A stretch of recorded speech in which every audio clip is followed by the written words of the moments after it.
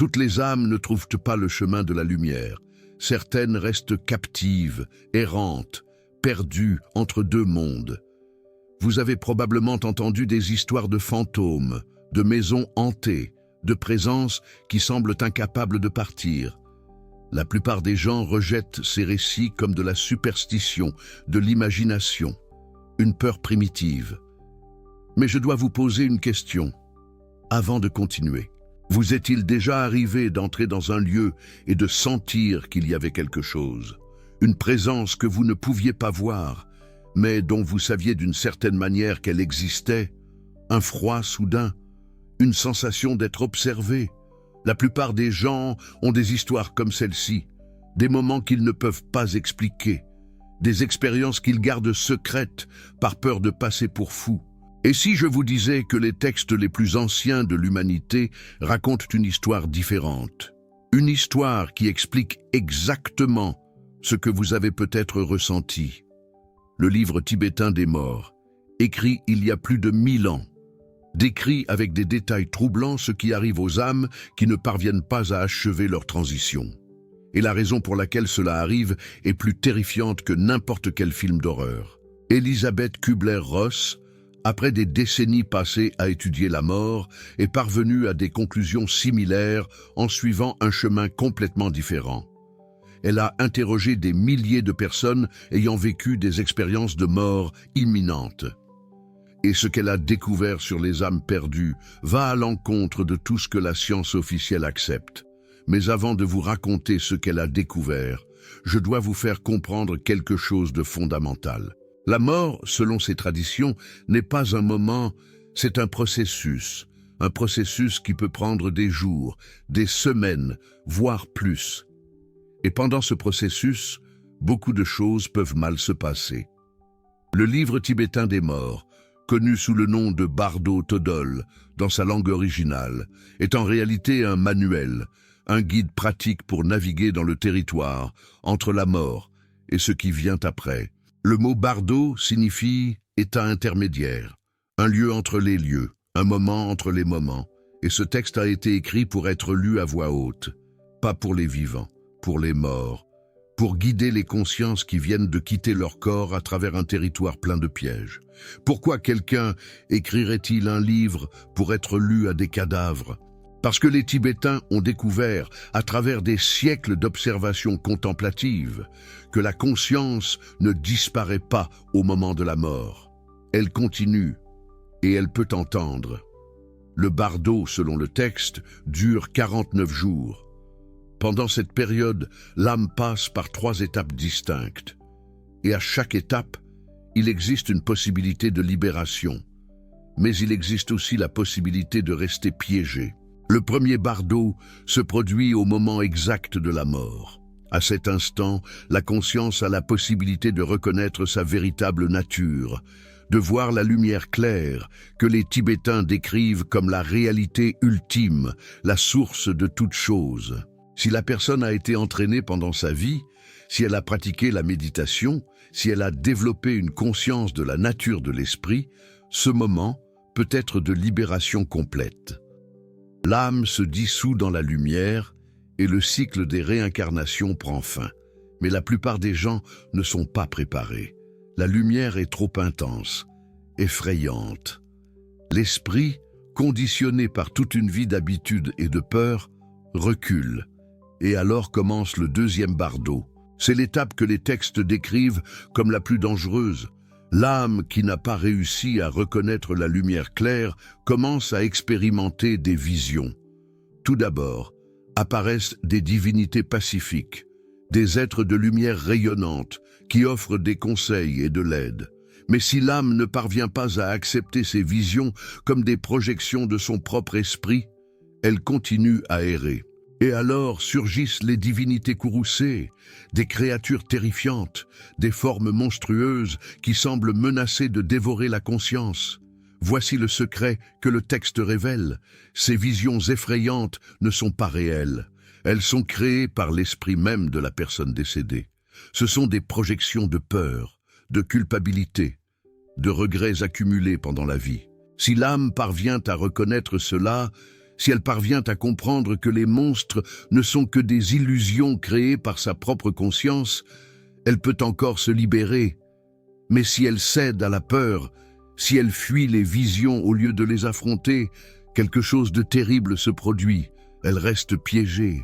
Et voici quelque chose que le texte décrit de manière troublante. L'âme qui fuit les visions effrayantes ne trouve pas de refuge. Elle ne fait que prolonger sa souffrance. Les monstres la poursuivent, les illusions s'intensifient. La peur alimente plus de peur. C'est un cycle vicieux qui peut durer ce qui semble être une éternité. Le texte utilise une métaphore puissante. L'âme est comme quelqu'un qui fait un cauchemar. Elle a peur. Elle fuit des monstres terribles.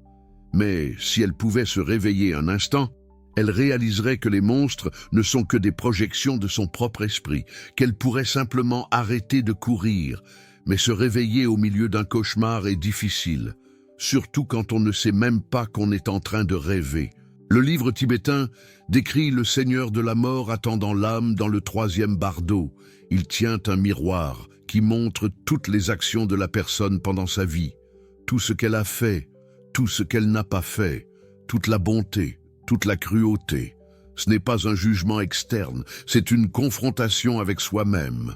Et si l'âme ne parvient pas à accepter ce qu'elle voit, si elle ne parvient pas à reconnaître que même le Seigneur de la mort est une projection de son propre esprit, elle est entraînée de nouveau dans le cycle. Mais certains cas sont encore pires. Certaines âmes ne parviennent même pas à entrer dans le processus de renaissance. Elles restent piégées entre les mondes, ni complètement mortes, ni vivantes de nouveau. Pourquoi cela arrive-t-il? Les textes anciens identifient plusieurs raisons. La première est la mort subite ou violente.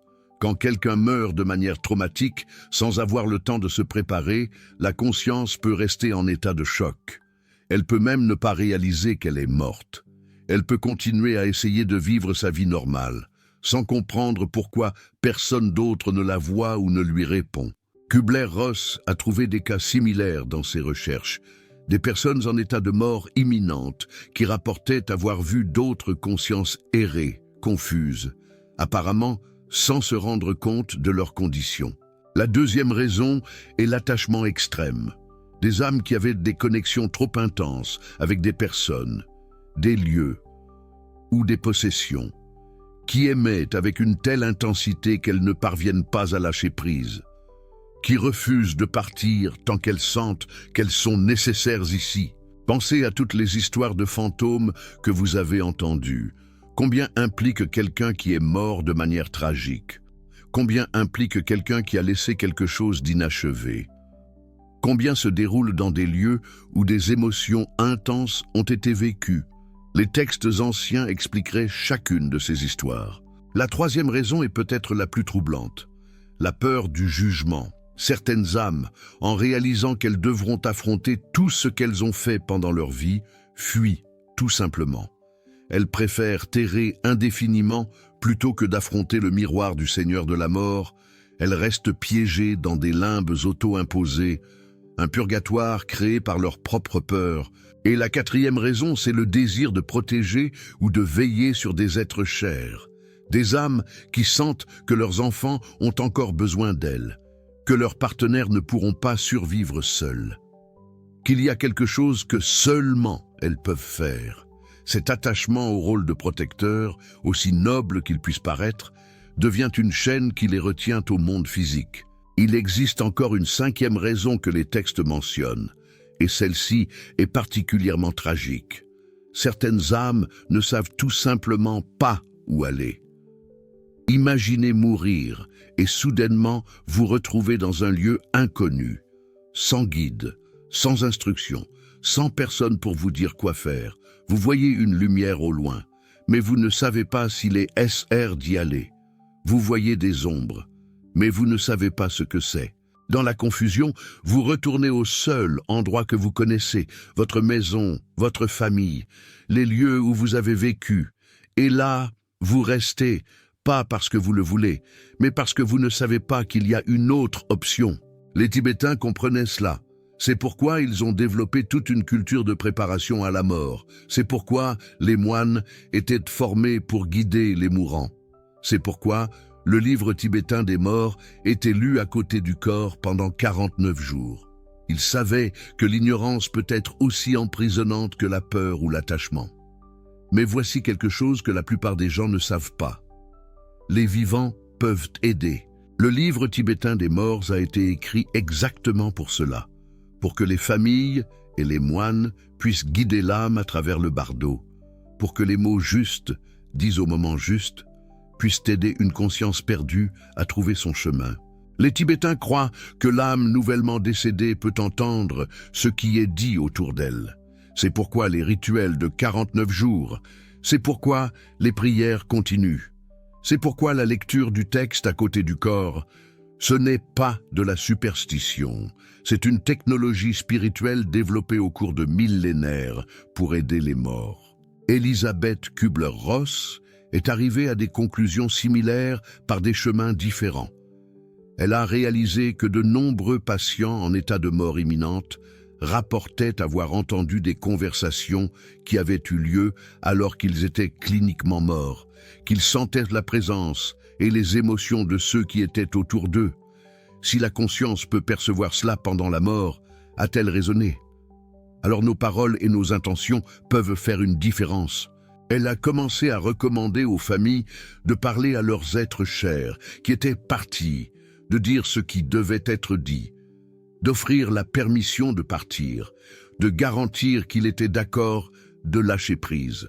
De nombreuses traditions à travers le monde sont arrivées à des conclusions similaires de manière indépendante.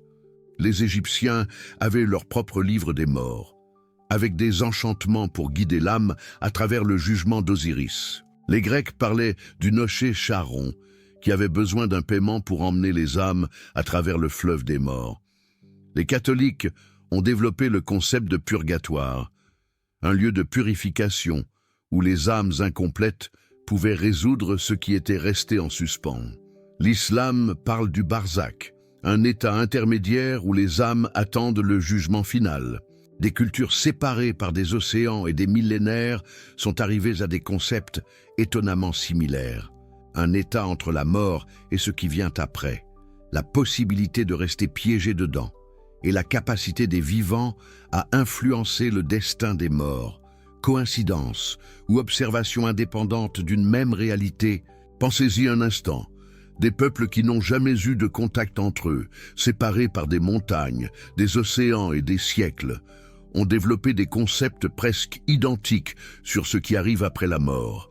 Un état intermédiaire, la possibilité de rester piégé dedans, des rituels pour aider les morts, l'importance des actions dans la vie pour déterminer le destin après la mort. Ce serait une trop grande coïncidence si tout cela n'était que de l'imagination. Il serait plus facile d'expliquer si tous observaient, sous différents angles, une même réalité. Le docteur Raymond Moody, qui a inventé le terme expérience de mort imminente, a également trouvé des schémas cohérents.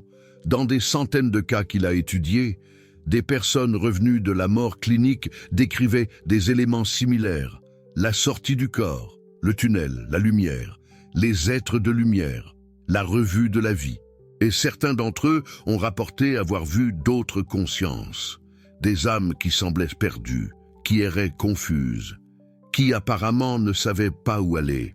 Moody a appelé ces êtres de lumière qui aident à la transition des guides ou des émissaires, des entités qui semblent exister spécifiquement pour aider les âmes dans le passage entre les mondes.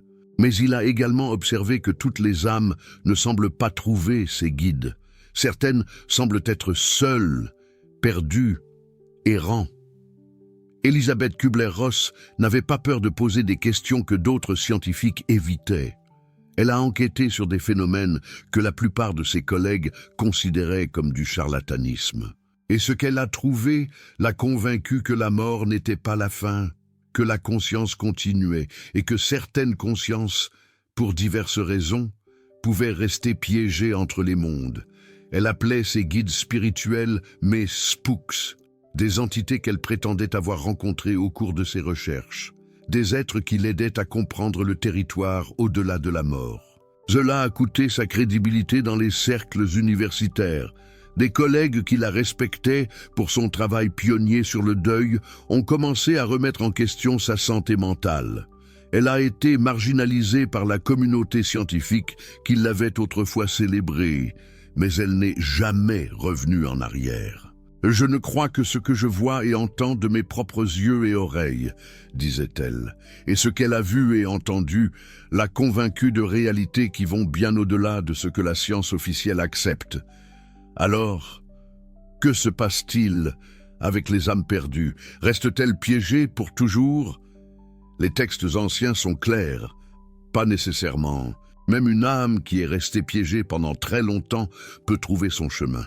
Il peut y avoir un moment de clarté, une intervention d'un guide spirituel, une prière sincère de quelqu'un qui vit encore. Le livre tibétain décrit des pratiques spécifiques pour aider les âmes piégées. Des moines formés peuvent faire des rituels pour localiser les consciences perdues et les guider vers la lumière. Des familles peuvent faire des offrandes et des prières au nom de ceux qui sont partis. Même la simple intention d'aider peut faire une différence. Si vous avez déjà perdu quelqu'un et que vous sentez que cette personne peut être piégée, les textes anciens suggèrent quelque chose de simple. Parlez-lui, à voix haute ou en pensée. Dites que c'est d'accord de partir, que vous allez bien aller, qu'elle a la permission de continuer. Il peut sembler étrange de parler à quelqu'un qui est déjà mort.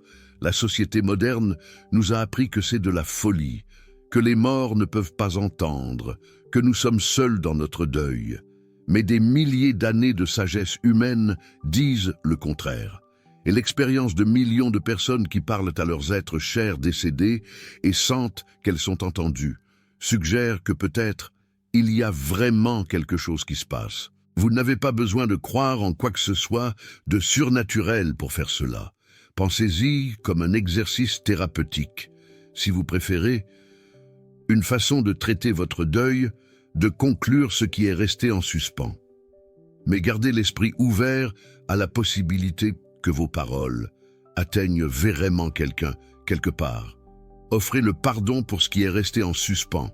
Demandez pardon pour ce que vous avez omis de faire. Clôturez les cercles qui sont restés ouverts. Et plus important encore, libérez vos propres attachements. Votre deuil intense, bien que compréhensible, peut agir comme une chaîne qui retient l'âme que vous aimez. Parfois, la plus grande preuve d'amour est de donner la permission de partir. Elisabeth Kubler-Ross a appris cela auprès de milliers de familles. Elle a vu comment la capacité de lâcher prise, d'accepter le départ, transformait autant les vivants que les morts. Elle racontait l'histoire d'une mère qui avait perdu son fils dans un accident. Pendant des mois, elle a refusé d'accepter la mort.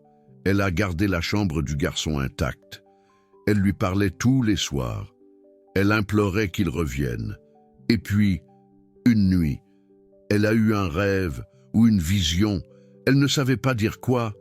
Son fils lui est apparu et lui a dit qu'il devait partir, qu'il l'aimait, mais que son attachement l'empêchait d'avancer. La mère s'est réveillée en larmes, mais quelque chose avait changé.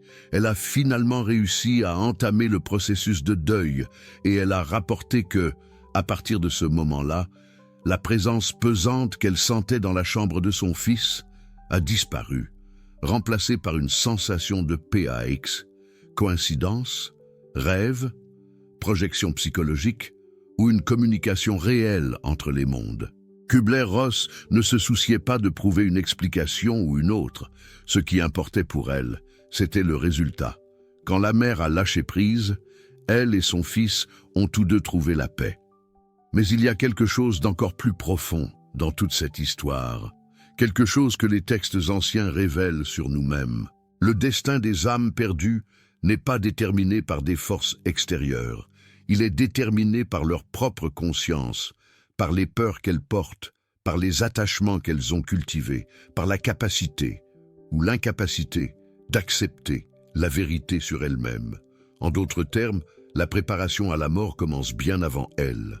Une personne qui a vécu avec conscience, qui a affronté ses peurs, qui a résolu ses conflits, qui a aimé sans possessivité, aura probablement une transition plus douce.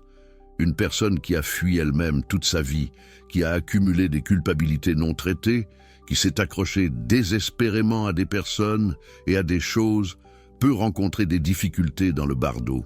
Les Tibétains disaient que la meilleure préparation à la mort est la méditation, non pas parce que la méditation enseigne à mourir, mais parce que la méditation enseigne à reconnaître la nature de l'esprit, à voir que les pensées ne sont que des pensées, que les peurs ne sont que des peurs, qu'il y a quelque chose en nous qui observe tout cela, sans être affecté. Cet observateur, cette conscience pure, est ce que les textes disent survivre à la mort, et c'est ce qui peut soit reconnaître la lumière claire et se libérer, soit se perdre dans les illusions du bardo.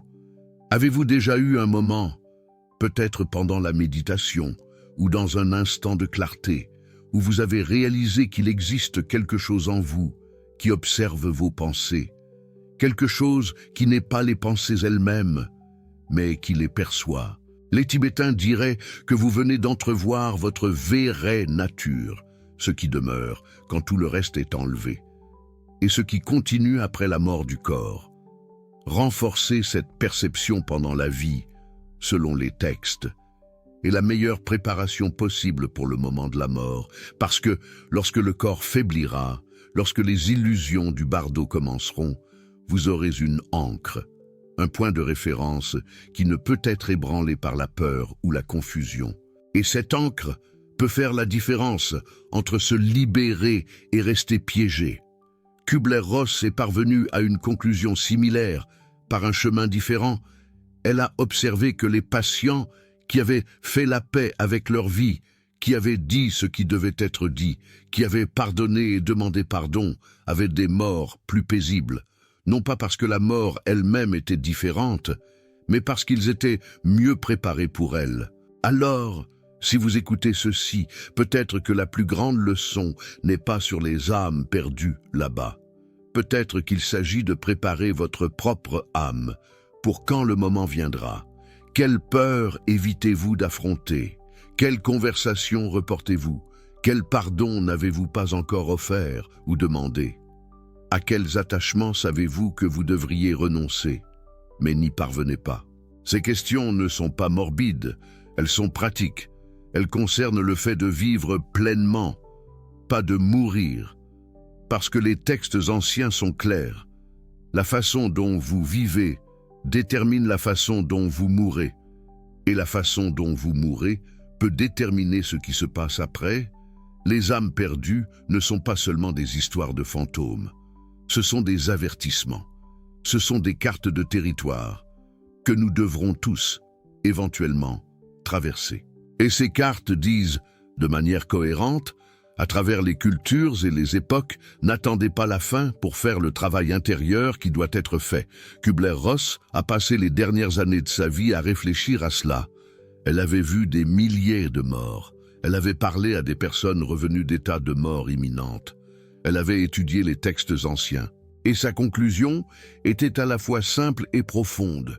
La mort n'a pas besoin d'être crainte, mais elle mérite d'être respectée, et elle mérite une préparation, non pas une préparation au sens d'accumuler des rituels ou des connaissances ésotériques, une préparation au sens de vivre de façon à ce que, lorsque le moment viendra, vous puissiez partir sans poids, sans affaires inachevées, sans attachements qui vous retiennent. La mort est une porte. Pour certains, elle s'ouvre directement sur la lumière. Pour d'autres, elle s'ouvre sur un couloir long et confus, plein d'ombres et d'illusions. La différence ne réside pas dans la porte, elle réside en celui qui la traverse. Et il existe une pratique simple que les textes anciens recommandent et que tout le monde peut faire.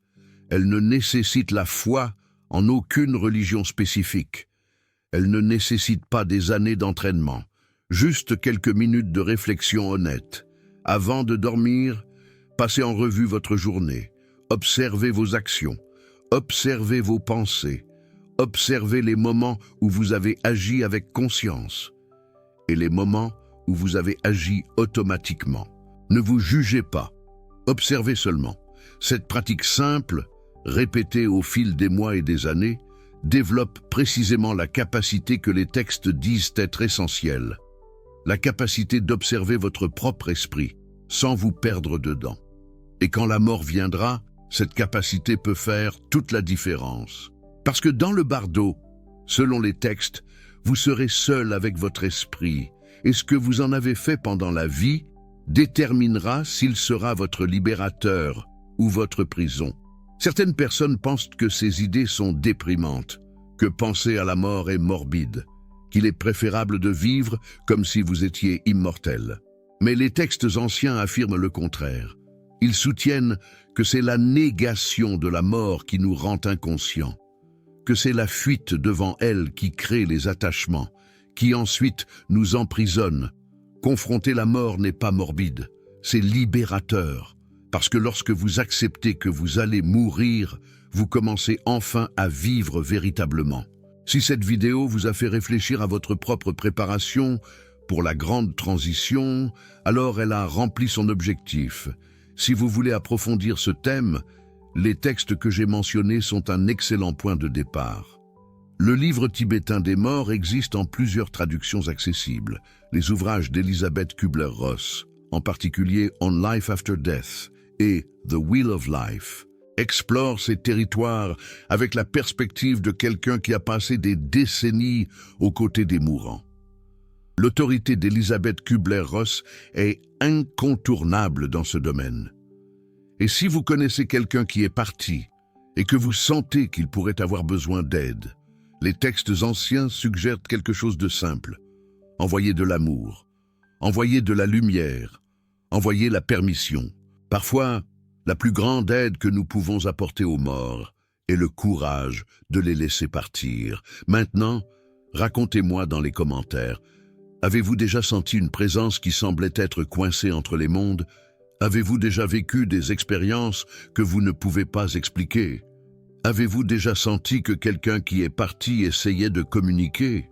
Vos histoires aident d'autres personnes qui traversent des expériences similaires et contribuent à construire une compréhension plus profonde de ce mystère que nous devrons tous, éventuellement, affronter. Si vous soutenez cette chaîne grâce au Super Thanks, vous contribuez à maintenir vivantes des conversations que la plupart des endroits évitent. La mort reste un tabou et le territoire au-delà encore plus. Votre contribution permet à ce travail de continuer. Et si vous êtes arrivé jusqu'ici, vous n'êtes pas seulement un spectateur curieux. Vous êtes quelqu'un qui cherche à comprendre les mystères les plus profonds de l'existence humaine. Les textes anciens ont été écrits pour des personnes comme vous, pour ceux qui ont le courage de regarder au-delà du voile et de demander « Que se passe-t-il réellement quand nous mourrons ?» La réponse n'est peut-être pas simple, mais la recherche de celle-ci transforme la façon dont nous vivons.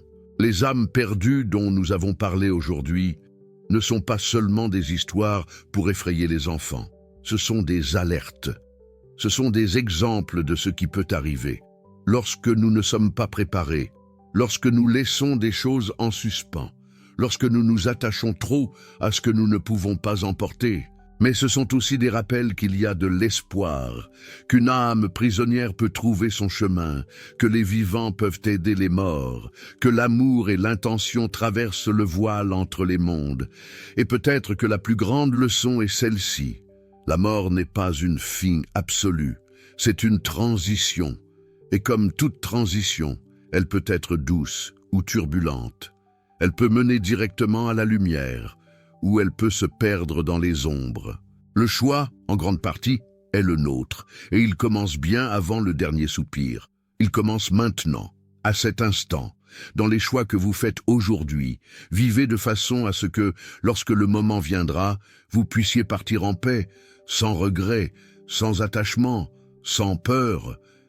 Et alors, peut-être, vous découvrirez que la mort n'a jamais été quelque chose à craindre. C'était juste la prochaine grande aventure.